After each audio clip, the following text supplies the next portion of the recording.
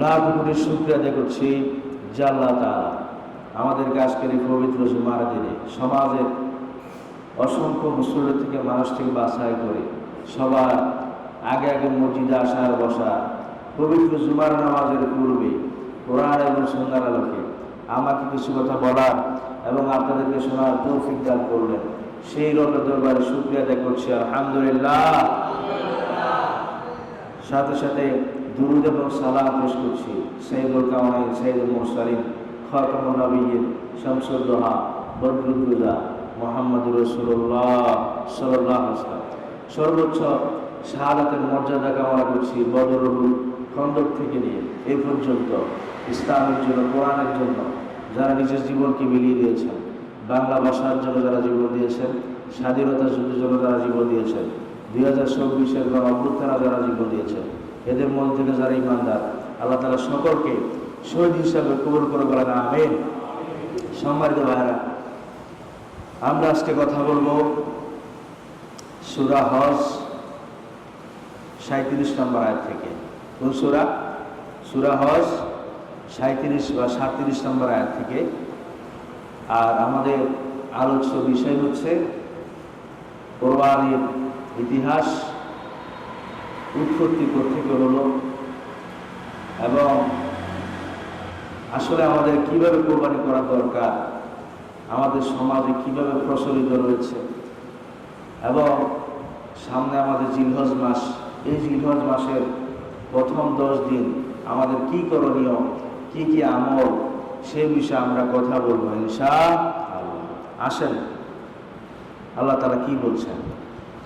আল্লাহ রাব্বুল আলামিন বললেন, লা ইয়ানালাল্লাহা লুহুমুহা ওয়ালা দিমাউহা ওয়ালাকিন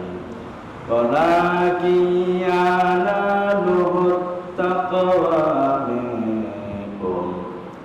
আল্লাহ রাব্বুল আলামিন বললেন, সূরা হজ 37 নম্বর আয়াতে আল্লাহ বললেন, আল্লাহ রাব্বুল আলামিন কখনো তোমাদের থেকে গ্রহণ করেন না, করবেন না লুহুমুহা তোমাদের গোশত মাংস, ওয়ালা দিমাউহা শুধু তাই নয় এবং তোমাদের রক্ত, ওয়ালাকিন ইয়ানালুহুত তাকওয়া মিনকুম বরং আল্লাহ তোমাদের থেকে গ্রহণ করবেন, তোমাদের থেকে কবুল করবেন, তোমাদের আল্লাহর যে ভয় রয়েছে, তাকওয়া রয়েছে, আল্লাহ ভীতি রয়েছে, আল্লাহ সেইটাই কবুল করবেন। সুবহানাল্লাহ।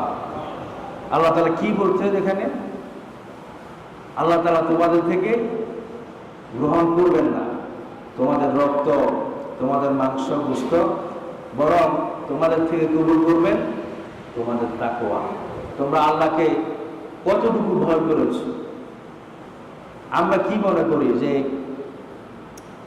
আমার গরুটা কত দাম দিয়ে কিনলাম, বা ওর বা বেড়া বা দুম্বা বা ছাগল আমি 70,000 টাকা দিয়ে কিনলাম, না 1 লাখ, 1.5 লাখ, 2 লাখ টাকা দিয়ে কিনলাম, আল্লাহর কাছে এটা অনেক বেশি গ্রহণযোগ্য নয়।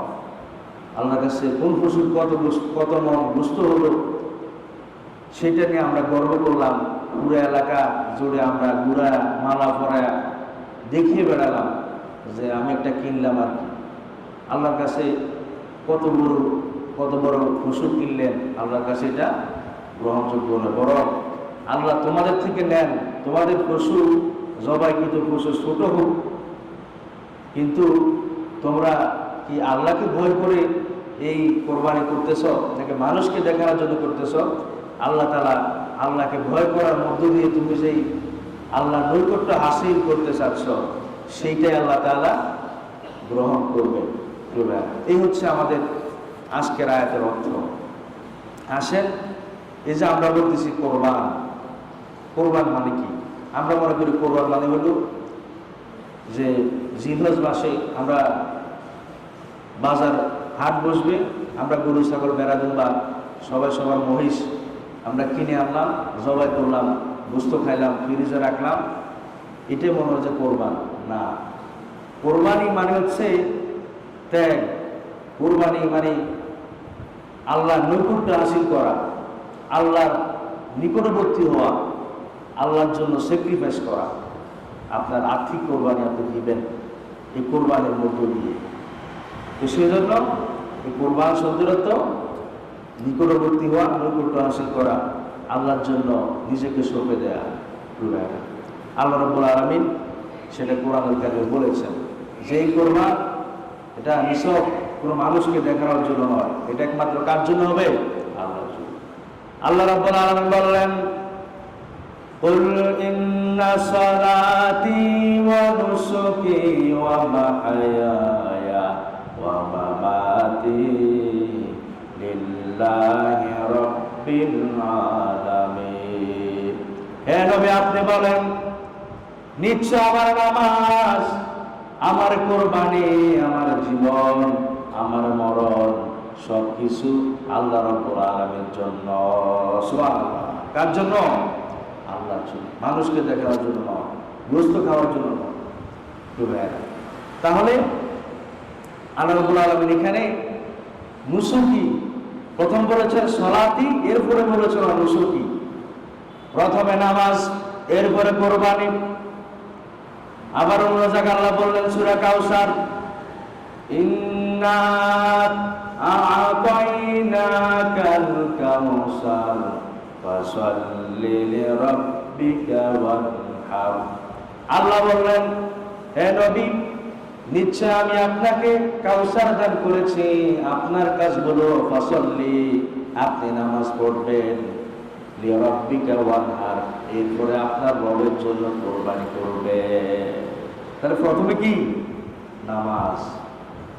কিন্তু এমন আল্লাহর বান্দা পাওয়া যায় কোরবানির দিন ফজরের নামাজটা পড়ে নাই, এরপরে ঈদের নামাজও সবার দেরিতে গেল, লম্বাটা শেষ না করে 2 রাকাত নামাজ পড়া, কার আগে কে তার গরুর, তার পশুর রান সোয়াবে রান লটকাবে সেটা নিয়ে ব্যস্ত।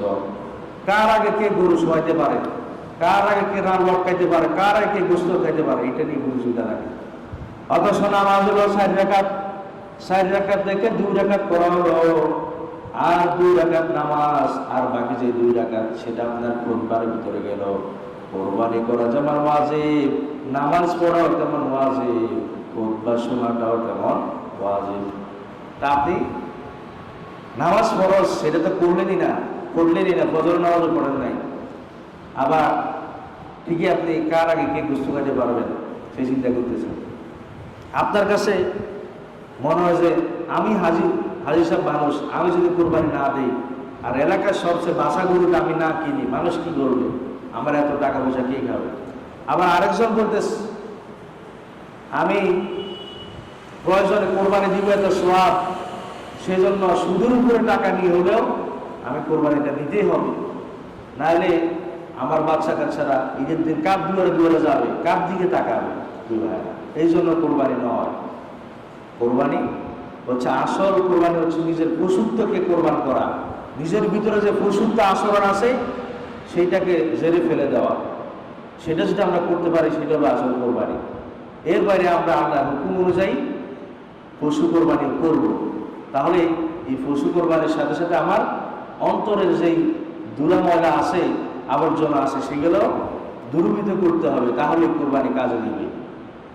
আসেন, তো সেই কোরবানিকে আমরা সেই পর্যায়ে নিয়ে গেছি। আমরা গরুর হাট বাজারে গিয়ে আমরা আমাদের নামাজকে কাজা করি, জোহর আসর মাগরিব নিয়ে যাচ্ছে। এরপরে ঈদের যেদিন বললাম যে কোরবানি করবো, ওই দিন আমরা ফজর নামাজও কি পড়ি না। তো সেই জন্য আগে ফরজ ঠিক করতে হবে, এরপরে কি করতে হবে? ওয়াজিব করতে হবে।